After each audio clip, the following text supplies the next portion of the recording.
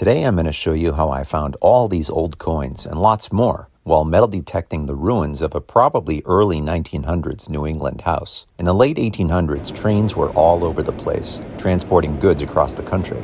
Here's an old map showing some structures near a railroad not too far from some private property that I explored using a metal detector. I was able to relocate some of the places where these old structures were and had permission to do some prospecting on the private land. In the early 1900s, before refrigerators, ice was big business, and many of the ponds in Massachusetts were used as a source of ice for the South. Lots of big structures like this ice house were built at many ponds, and lots of houses and train stations were built nearby, too.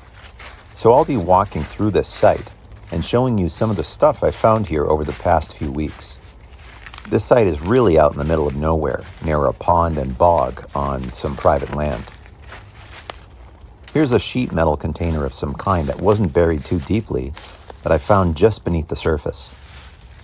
And this piece of metal here, part of some electrical wiring, fooled me.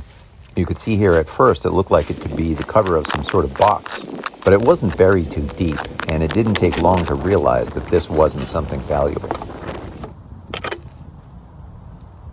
And there were old bricks all over the place. Right next to the edge of the water here are a few areas with bricks. Some of them are still stuck together with grout.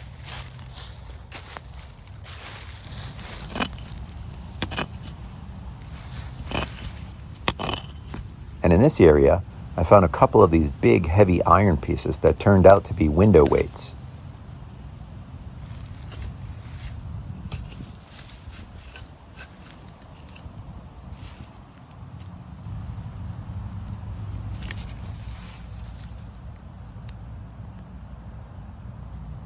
And we'll zoom in on another isolated brick over here that I dug up and put on top of the leaves.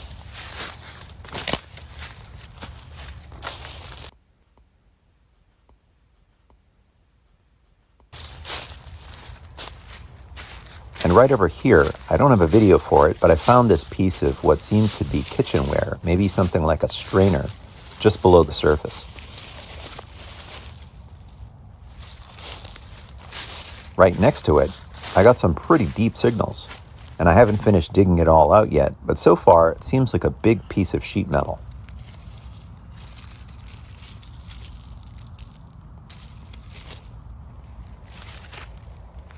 And this is the thing that really makes me feel like I was on the site of an old home. It looks like the top part of a chimney. Just a few weeks back, this area was all covered in leaves and wasn't really easy to find. But now that it's late fall, it's pretty easy to spot. You can see in closer footage just how much of the chimney is intact. There's been a lot of rain these couple of weeks, so the water level is much higher now.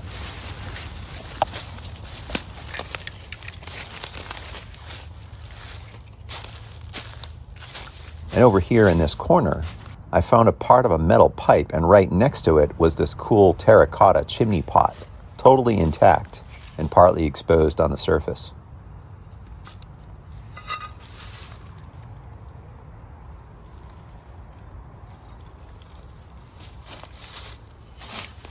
Also in this area, I found this really cool old piece of cookware, maybe like a roasting pan.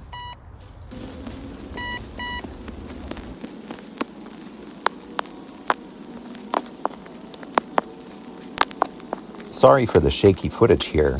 I got a little excited and didn't set up the tripod in time.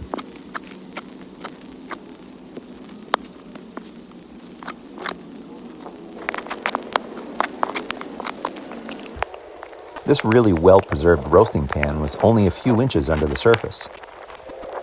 And for those of you saying to yourselves, well, it's not a piece of gold or silver or an old coin, what use is it? Well, it's actually pretty useful to find things like this, so you have a sense of the extent of your site. And sometimes finding little pieces of evidence like this help lead to other areas that can help you find more of the good stuff. Just a few feet away from here is where I started getting lots of really great signals for pennies. And then I found this amazing pile of coins, all about 4 or 5 inches underneath the surface, in an area not more than 4 or 5 feet in diameter. Here's some of the footage of the whole process.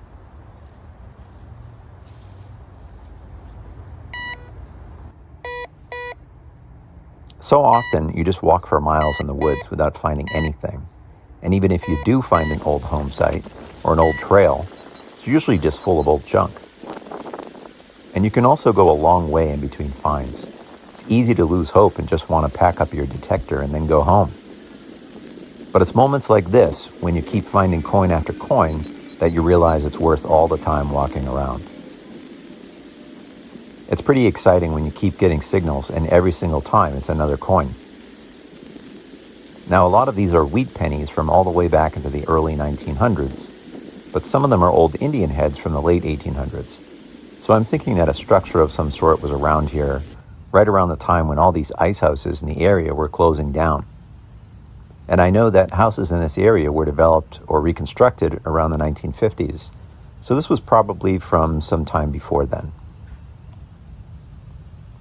And I just want to reiterate how important it is to make sure you have permission to prospect and dig on whatever land you're on. There's lots of rules at the federal, state, and local levels. There's especially a lot of rules in New England. So it's important to make sure, especially if you're on private land, that you get permission from the property owner. Here's a close-up of one of the coins, and you can clearly see the distinct large font on the words 1 cent in the back that are so distinctive of the wheat pennies.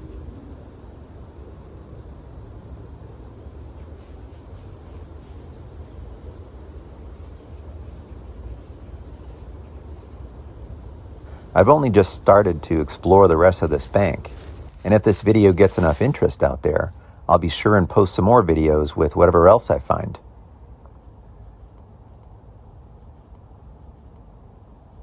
I usually just drop the coins into some distilled water for a few days and brush them off a bit, and repeat that a few times. Like all the serious coin collectors say, be sure not to thoroughly clean your coins if you want them to keep their value.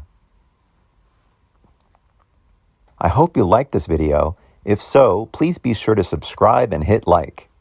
And thanks for watching.